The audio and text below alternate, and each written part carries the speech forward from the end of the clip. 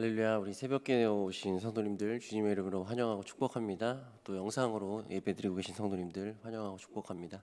우리 같이 사도신경으로 하나님께 새벽기도 올려드리도록 하겠습니다.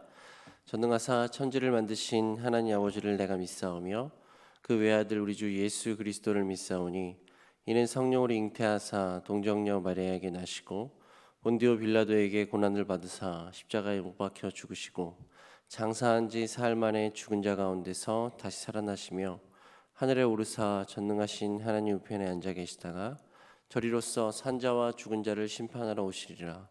성령을 믿사오며 거룩한 공예와 성도가 서로 교통하는 것과 죄를 사하여 주시는 것과 몸이 다시 사는 것과 영원히 사는 것을 믿사옵나이다. 아멘. 찬송가 369장입니다.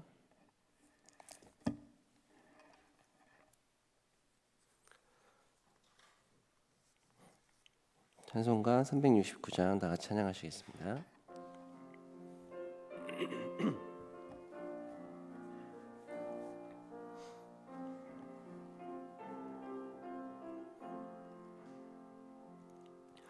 죄짐 맡은 우리 구주 어찌 좋은 친군지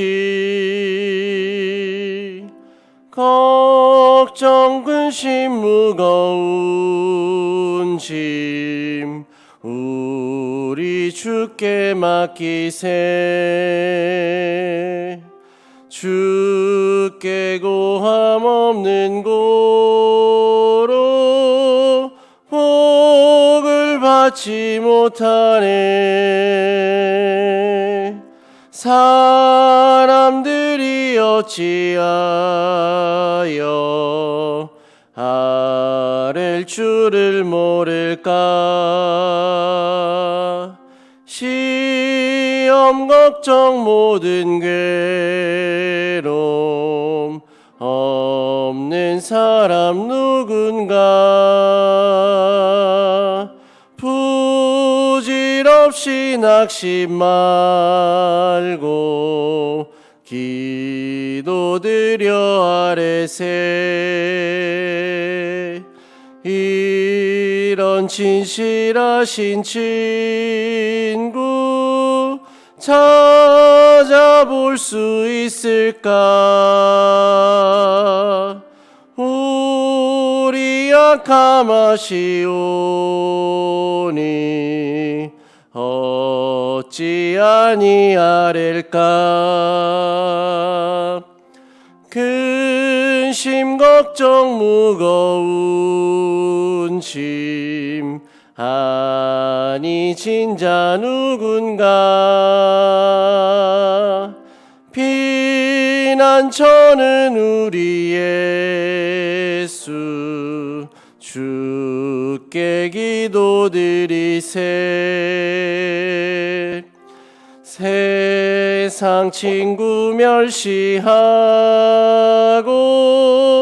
너를 조롱하여도 예수 품에 안기어서 참된 위로 받겠네. 3절만 다시 한번 찬양해 볼까요? 근심 걱정 무거운 짐 아니 진자 누군가. 피난처는 우리 예수 주께 기도드리세. 세상 친구 멸시하고 너를 조롱하여도 예수 품에 안기어서 참된 위로 받겠네. 아멘. 아멘. 함께 보실 말씀 전도서 4장 4절부터 6절까지의 말씀입니다. 전도서 4장 4절부터 6절까지의 말씀 제가 대표로 봉독하도록 하겠습니다. 내가 또 본즉 사람이 모든 수고와 모든 재주로 말미암아 이웃에게 시기를 받으니 이것도 헛되어 바람을 잡는 것이로다. 우매자는 팔짱을 끼고 있으면서 자기의 몸만 축내는도다. 두 손에 가득하고 수고하며 바람을 잡는 것보다 한 손에만 가득하고 평온함이 더 나으니라. 아멘. 우리 함께 오늘 전도서 말씀 계속해서 보도록 하겠습니다. 오랜만에 우리 성도님들과 함께 이렇게 예배당에서 예배드릴 수 있음에 정말 감사드립니다. 앞으로도 계속해서 이렇게 예배드리는 날이 지속되길 우리 함께 기도해 주시길 부탁드립니다. 또 오늘 함께 하지 못하신 우리 성도님들도 이 자리로 오셔서 우리가 또 이렇게 예배당에서 같이 새벽을 깨울 날을 기다리고 또 기도하도록 하겠습니다. 우리 같이 전도서 오늘 본문의 말씀이죠. 4장 4절의 말씀 한번 같이 읽어보도록 하겠습니다. 시작. 내가 또 본즉 사람이 모든 수고와 모든 재주로 말미암아 이웃에게 시기를 받으니 이것도 헛되어 바람을 잡는 것이로다. 여기서 재주라는 단어가 등장하는데요. 이 재주라고 하는 이 단어는 키시론이라 그래서 성공, 유익, 번영 이런 의미로 성경 곳곳에서 쓰였습니다. 이 구절을 4장 4절을 영어 성경으로 보면 어치브먼트라는 영어 단어가 등장하는데 성취라는 단어로 쓰이고 있죠. 영어 성경에서는 이렇게 성취라는 단어로 해석하고 있습니다. 이 세상 사람 누구든지 믿는 사람이든 믿지 않는 사람이든 일을 잘하는 것은 좋아하고 또 중요합니다. 일을 잘하게 된다라는 것은 능숙하게 된다라는 말이고요. 또 프로라는 말을 쓰잖아요. 프로가 된다라는 말이죠. 이렇게 능숙하게 되고 일을 잘하게 되면 좋은 점이 많이 있습니다. 먼저 연봉이 늘어나게 되죠. 이렇게 점점 자리가 이렇게 또 올라가게 되면서 연봉이 늘어나게 되고 또 주변의 인정을 받으면서 또 자신의 성취감, 자신의 프라이드 역시 점점 이렇게 올라갈 수 있습니다. 그런데 우리나라 속담 중에 이런 속담이 있습니다. 이웃 사촌이 땅을 사면 어디가 아프다? 배가 아프다라는 속담 잘 아시죠? 가족이나 친구나 이웃이 친지가 이렇게 잘 된다라는 표현이잖아요. 가족이나 친구나 이웃이 잘 되면 어떻게 해줘야 됩니까? 축하를 해줘야겠죠. 박수 쳐주고 파티도 열고 정말 이렇게 축하를 해줘야 마땅한데 정작 우리의 기분은 굉장히 속이 상합니다. 배가 아플 정도로 마음이 상하고 속된 말로 빈정상한다는 말을 쓰잖아요. 축하해줘도 모자른 판국에 왜 우리 마음은 이렇게 속이 상하는 것일까요? 4절 하반절에 보시면 시기를 받기 때문이라 라고 이 표현을 하고 있습니다. 여러분 시기를 하고 시기를 받는다라는 표현을 잘 생각해 보시면 시기는요 반드시 대상이 존재합니다. 혼자서 스스로 질투할 수가 없어요. 나 혼자 나 스스로 시기하고 있어 이런 사람 보신 적 있으신가요? 이런 사람은 없습니다. 시기는요 반드시 대상이 필요한 거예요. 왜 나의 성공이 또 그 사람의 성공이 나의 시기 또 그들의 시기를 불러 일으키는 것일까요? 우리 마음속에는 모두가 평등하다라는 그런 마음이 그런 관념이 자리 잡고 있기 때문입니다. 한국의 평등주의 그 마음의 습관이란 책이 있는데요. 이 책을 보시면 중간에 이런 설명이 등장합니다. 성공의 수단이 합리적이지 않을 때, 성공한 사람이 우연히 또 무작위로 나타날 때, 정도를 밟은 사람에게는 오히려 적은 기회가 주어질 때 성공에 대한 시기와 질투심은 증폭된다라는 표현을 쓰고 있습니다. 결국 열심히 일해서 칭찬받고 인정받아도 모자른 판국에 이 시기와 질투만 불러 일으켰으니 그것은 바람을 잡는 것처럼 무익하다라고 오늘 저자가 표현하고 있는 것입니다. 그런데 우리는 일을 하면서 능숙해지고 싶다고 해서 능숙해지겠어요? 일을 하다 보면 또 삶의 연차가 쌓이다 보면 자연스럽게 이런 재능이라든가 기술이라든가 자리들이 점점 올라가는 것이죠. 그런데 이것이 무익하다고 하면 어떻게 되는 것일까요? 일부러 능숙하지 않으면 된다라는 말일까요? 그 밑에 있는 말씀 같이 한번 보도록 하겠습니다. 5절의 말씀 같이 읽어볼게요. 시작. 우매자는 팔짱을 끼고 있으면서 자기의 몸만 축내는도다. 이 같은 말씀을 현대인의 성경으로 보시면요, 팔짱을 끼고 스스로 굶어 죽는 바보가 있을지도 모른다라는 다른 해석이 들어가 있습니다.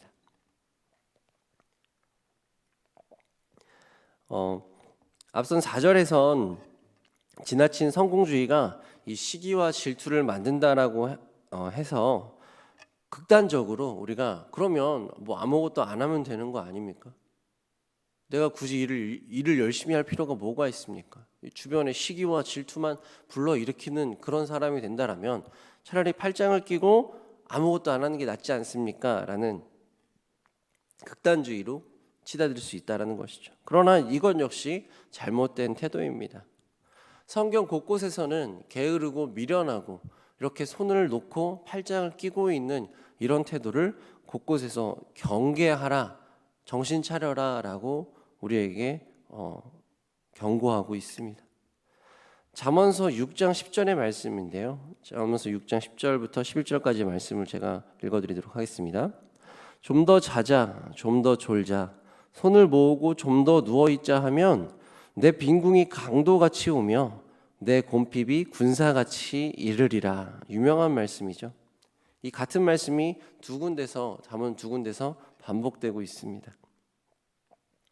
여러분, 이 잠언의 저자, 이 솔로몬으로 알고 있는 우리 잠언의 저자가 얼마나 디테일하게 표현을 해놨으면 처음에는 좀 더 자자, 좀 더 졸자 이런 생각을 가지고 있다가 손을 모은다라는 표현을 썼거든요.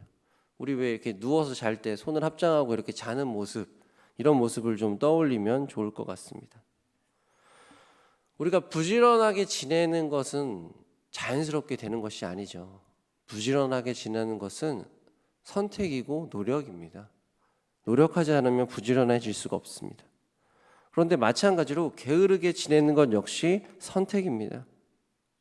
부지런해지는 것도 게으르게 지내는 것도 개인의 선택이지만, 개인의 자유이지만 그 결과는 판이하게 다를 수밖에 없습니다. 제가 방금 읽어드렸던 이 11절의 말씀을 다시 한번 읽어드리도록 하겠습니다. 잠언서 6장 11절의 말씀에 내 빈궁이 강도같이 오며 내 곰핍이 군사같이 이르리라 라는 표현이 등장합니다. 여러분, 곰핍이 군사같이 이른다라는 표현을 썼는데요, 이 군사라는 말은 굉장히 무서운 단어입니다. 영어 성경을 보면 armed man이라 그래서 전략가라는 표현을 쓰는 것이죠. 군인인데 전략가. 이 전략가는 어떤 사람이냐면 완전 무장을 한 사람입니다. 철두철미한 사람이고요, 빈틈을 주지 않고 완전한 철저한 계획 속에서 군사를 일으키는, 군사를 조종하는 그런 사람을 의미합니다.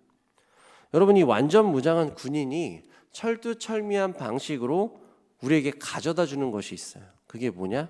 파멸입니다. 곰핍이 군사같이 이른다라는 표현을 쓴 거예요. 우리 흔히 자유로운 영혼을 뜻할 때 보헤미안이라는 단어를 씁니다. 우리 뭐 이렇게 머리도 장발처럼 기르고 정말 자유로운, 정말 그런 영혼의 상태, 옷도 정말 그렇게 편안하게 입고, 이런 보헤미안들의 스타일은요 즐겁습니다. 게으름과 나태함과 뭐 본인이 일을 하지 않는 이런 것들은 본인의 즐거움이에요. 그런데 잠언에서 이야기하는 게으름과 나태함은 그런 보헤미안적인 즐거움이 아닙니다. 정말 파멸로 치닫게 만드는, 이것은 결코 유쾌한 게으름이 아닌 철저하게 망가지고 파괴되는 그런 곰핍의 길을 의미한다라는 것이죠. 그럼 다시 전도서 말씀으로 돌아와서, 그러면 열심히 일하는 것도 시기와 질투를 불러일으키는 것이고, 그렇다고 팔짱을 끼고 가만히 있지도 말라고 한다라면 우리에게 대체 어떤 행동을 하라는 말씀입니까? 라는 질문에 우리 6절의 말씀을 같이 읽어봤으면 좋겠습니다. 두 손에 같이 읽어보도록 하겠습니다. 시작. 두 손에 가득하고 수고하며 바람을 잡는 것보다 한 손에만 가득하고 평온함이 더 나으니라. 아멘. 6절의 이 하반절의 말씀을 원문으로 직역을 하면요, 한 손에만 가득하고 평온함이 더 나으니라. 이걸 원문으로 가깝게 해석하면 평안함이 가득한 한 손이라고 표현할 수 있습니다. 그러면 앞에 이제 두 손 가득하고 수고하며 바람을 잡는 것보다 이 부분도 원문에 가깝게 해석을 하면요, 수고가 가득한 두 손이라는 표현을 쓸 수가 있습니다. 평안함이 가득한 한 손과 수고함이 가득한 두 손의 이미지를 잡고 오늘 말씀을 계속해서 보도록 하겠습니다. 이 한 손에 해당하는 카프라는 단어가 있는데요, 이것은요, 손을 이렇게 완전히 움켜쥔 상태를 의미하는 것이 아닙니다. 우리 손을 한번 펴보실까요? 오늘은 제가 영상으로 했으면 이거 안 하려고 했는데 성도님들이 오셨기 때문에 한번 부탁드려 보도록 하겠습니다. 자, 평안함이 가득한 한 손의 모양은 어떤 것이냐면, 손을 쫙 펴셨을 때 살짝만 오므려 보고, 이게 꽉 쥐지 마시고 살짝만 오므려 보겠습니다. 그럼 마치 손이 그릇과 같은 그런 모양이 되죠. 이런 모양이 바로 이 카프라는 단어의 모습입니다. 이것은요, 많이 쥘 수도 없고 꽉 쥘 수도 없습니다. 그냥 슬그머니 올려놓는 그런 상태를 의미하죠. 남들이 보면 바보같이 보이고 허술해 보일 수도 있습니다. 그러나 이것이 평온함을 가져다 준다라고 했어요. 반면에 수고로 가득한 두 손, 이것은요, 호펜이라 그래서 이렇게 슬그머니 쥐는 것이 아닙니다. 꽉 움켜쥐는 것이죠. 완전히 손에 힘을 꽉 쥐고 빠져나갈 이 구멍 없이 꽉 쥔 상태, 이것을 의미합니다. 결국 내 욕심을 채우고자 두 손으로 꽉 쥐려고 하면 할수록 시기와 질투를 불러일으키고, 또 이것을 놓지 않기 위해서 아등바등하면서 또 거기서 불법과 또 불화와 다툼이 일어날 수 있습니다. 그러나 한 손으로 슬그머니 움켜쥐지 않고 올려놓는 상태, 그저 그냥 주어진 대로 만족하며 감사하는 이런 상태로 우리가 살게 되면 거기서는 평안함과 평온함을 누리게 되고, 그것이 바로 하나님의 뜻이다라는 것을 우리가 기억해야 합니다. 두 손으로 움켜쥐지 않아도, 풍족하지 않더라도 한 손에 슬그머니 올려놨을 때 만족과 평안함을 느낄 수 있는 이유가 어디에 있습니까? 여러분 솔직히 한번 생각을 해보세요. 두 손으로 잡게 됐을 때 더 많은 것을 가질 수 있습니다. 저희 막내딸이 이제 2살이 지난 막내딸이 있는데요, 이 아이도 벌써 그렇게 어디서 지혜가 생겼는지 먹을 것을 하나 주면요, 한 손으로 받습니다. 그러면 그걸 먹는 게 아니라 한 손을 또 내밀어요. 여기도 채워달라고. 여기를 채워줘야 먹기 시작합니다. 이렇게 양손으로 먹기 시작합니다. 2살 배기 돌쟁이 아기조차 이 두 손으로 잡아야 먹을 것이 많아진다라는 것을 알고 있어요. 하물며 성인들은 말할 것도 없겠죠. 두 손으로 열심히 일을 하고 두 손으로 움켜쥐어야 더 많은 것을 모을 수 있고 더 많은 것을 잡을 수 있다는 것 누구라도 아는 사실입니다. 그런데 왜 우리가 굳이 한 손에, 그것도 꽉 쥐지도 않고 그냥 슬그머니 올려놓으면서 살아야 되는 것일까요? 그 이유의 해답이 어디에 있습니까? 바로 우리에게 부요함으로 다가오신 분 예수 그리스도에게 해답이 있습니다. 우리 마지막으로 오랜만에 나오셨으니까 같이 한번 말씀 찾아보셨으면 좋겠는데요, 고린도후서 8장 9절의 말씀입니다. 우리 한번 같이 찾아보면서 오늘 말씀을 마치도록 하겠습니다.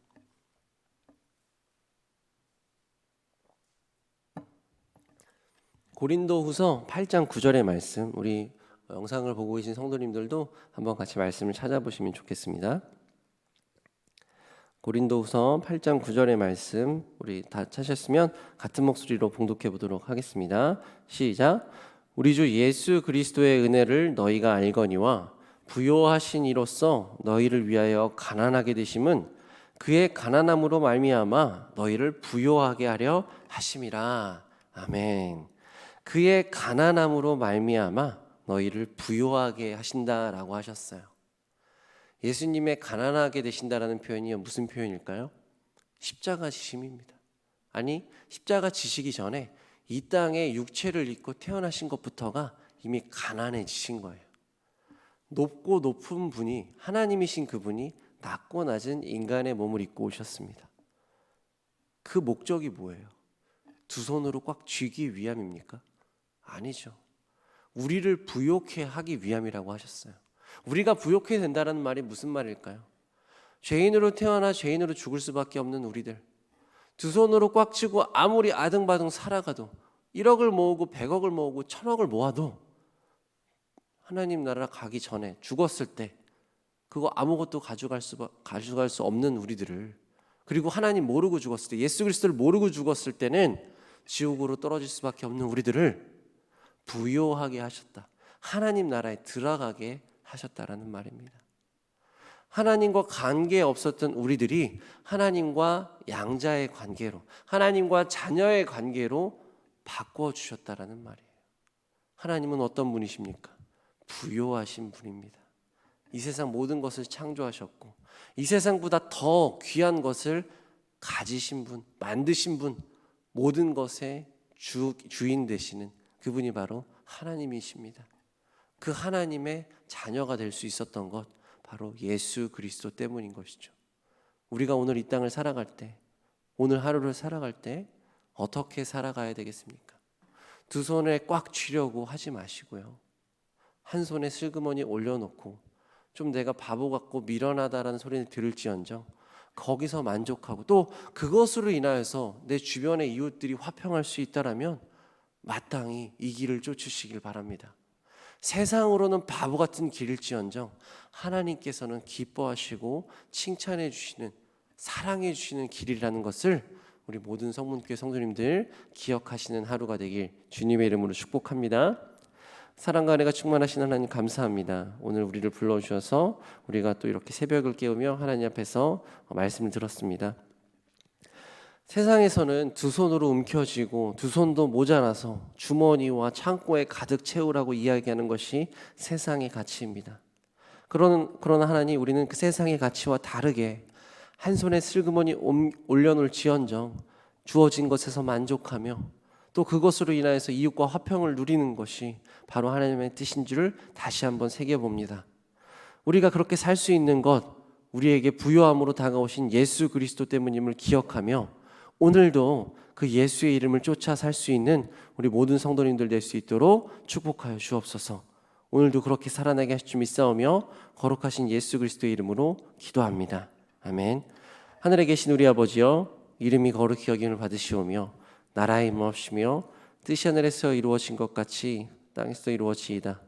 오늘날 우리에게 일용할 양식을 주옵시고 우리가 우리에게 죄 지은 자를 사하여 준 것 같이 우리의 죄를 사하여 주옵시고 우리를 시험에 들게 하지 마옵시고 다만 악에서 구하옵소서. 대개 나라와 권세와 영광이 아버지께 영원히 있사옵나이다. 아멘. 우리 같이 기도하시겠습니다. 먼저 나라를 위해서 같이 기도해 주실 때는요, 거리두기 단계가 1단계로 조정되었습니다. 더 큰 확산을 막아주시고 경제와 민생이 안정될 수 있도록 기도해 주시길 바랍니다. 교회를 위해서는 새벽 기도와 수요 예배, 금요 철야가 다시 시작되는데 은혜를 부어주시고 많은 성도님들 참여하실 수 있도록 기도해 주시길 바랍니다. 또 각 가정에서는 하나님께서 부으시는 평안을 맛보게 하시고 학교와 직장과 관계 속에서 그리스도인답게 살 수 있는 우리 모든 성도님들 될 수 있도록 기도해 주시고요. 오늘 들으신 설교 말씀과 또 개인의 기도 제목 하나님께 아뢰며 자유롭게 기도하시다가 돌아가도록 하겠습니다. 기도합니다. 사랑과 은혜가 충만하신 하나님 아버지 감사합니다. 오늘 우리들 불러주셔서 우리가 또 이렇게 함께 모여서 하나님 새벽을 깨울 수 있도록 허락하시니 감사합니다. 아버지, 그렇게 힘들었던 코로나의 시기가 지나가는 것처럼 우리 인생의 힘듦 역시 지나가게 될 줄로 믿습니다. 하나님, 세상이 말하는 가치는 두 손으로 움켜쥐는 가치고 내 것만 채우는 그런 가치인 것을 우리가 알고 있습니다. 그러나 하나님의 가치는 내 것은 한 손을 비워놓고 한 손에 올려놓고 슬그머니 그냥 올려놓는 그런 하나님의 마음인 것을 다시 한번 새겨봅니다. 아버지여, 우리가 인생을 살아갈 때 정말 세상에서는 바보라는 말을 들을지언정